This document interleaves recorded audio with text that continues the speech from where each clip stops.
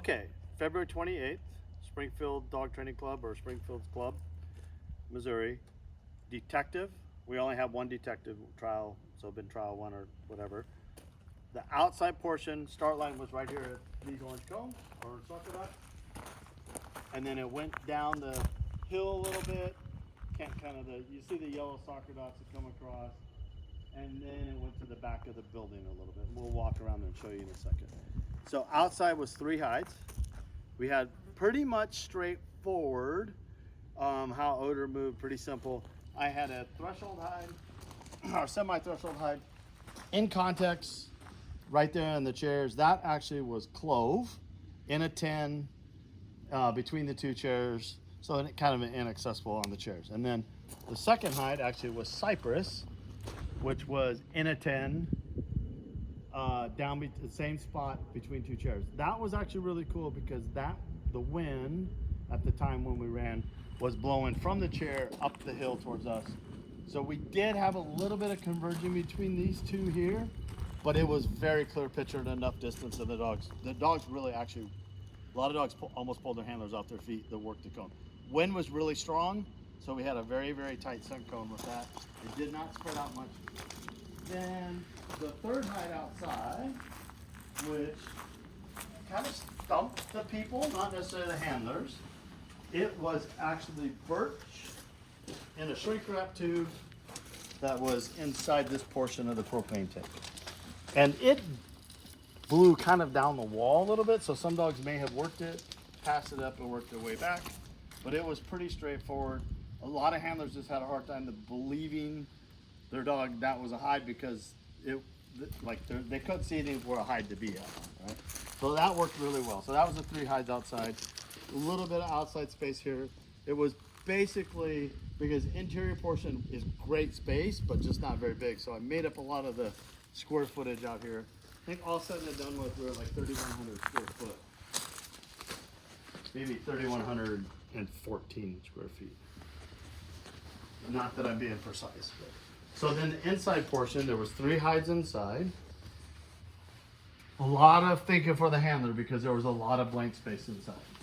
So all this space in here, the entranceway was blank. Then the first hide was, this chair actually was shifted a little bit more this way, was a birch in a shrink wrap tube in kind of traditional place right in here. Boom, bada bing, that was nice and straightforward, easy. Dogs worked it very, very well. Some of it did drift a little bit underneath the table, and they worked their way back easy. That was, in a sense, if you want to think kind of like the motivational or easier hide, that was the one. Traditional plays, not out of context, bada bing, bada boom, straightforward.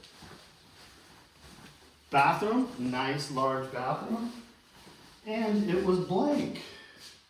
So, a little bit interesting thing that happened. Look at that vent right there.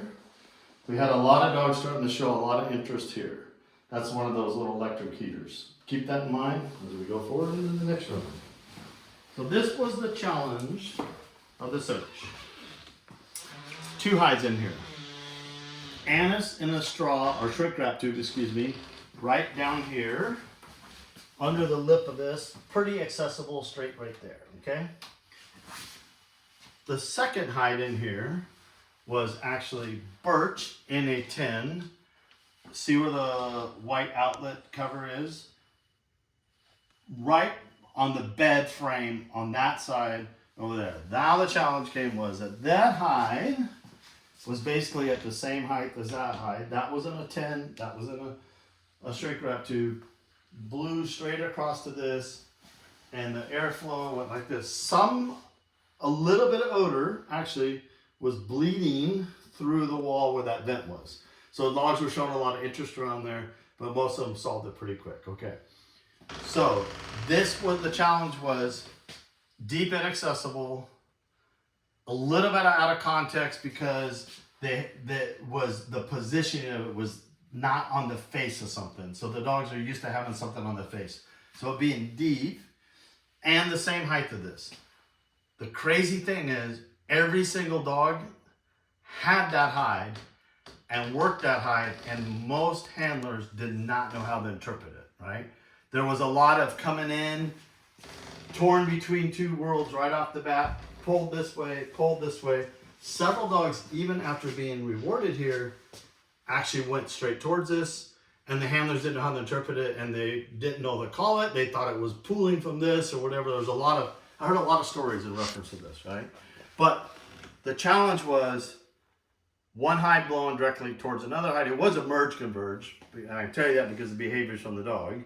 We had a lot of anchoring off of that. Dogs trying to rework this hide to work this. The other thing that happened is that a lot of dogs knew that there was two hides in this space. They came out, started working out here again.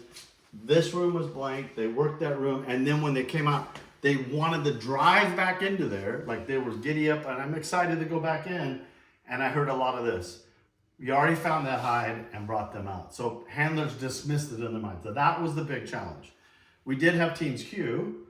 We had obviously every hide was found by every dog, not even just some dogs missed it. They just handlers had a hard time interpreting, and that was the challenge. Only 6 hides in total. And I gave 9 minutes. Most teams that were successful were in 5-6 minute mark.